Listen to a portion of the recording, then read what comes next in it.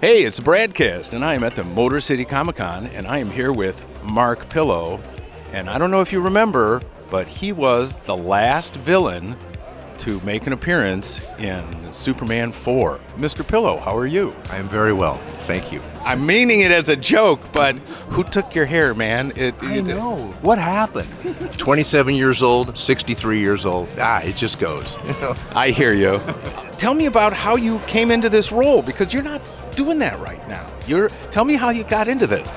Well, I was actually working on theater. I was in Colorado at the time, and I still lived in LA, and I was auditioning. I just happened to be out of the city then, and so people connected with the film. I knew some of them, so I actually came back in to audition for the role.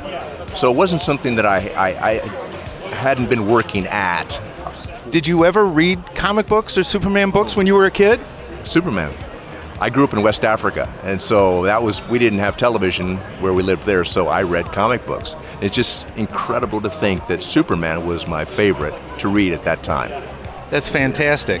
The original script had a second Nuclear Man. This was number one, and I'm Nuclear Man number two. So he was kind of a mistake that didn't quite work out. So Lex creates a second Nuclear Man, which is me. And this, unfortunately, Clive, that whole part of the film was removed to cut it down to a length that Canon and Warner Brothers wanted. So that's Clive Mantle. That's okay, because I'm thinking, I saw the movie, what am I missing?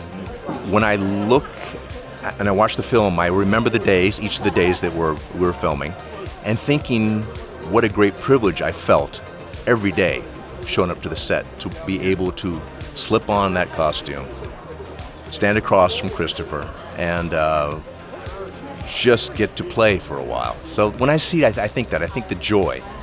I appreciate your time, sir. Thank you very much. You're welcome. Thank you. It's been a pleasure.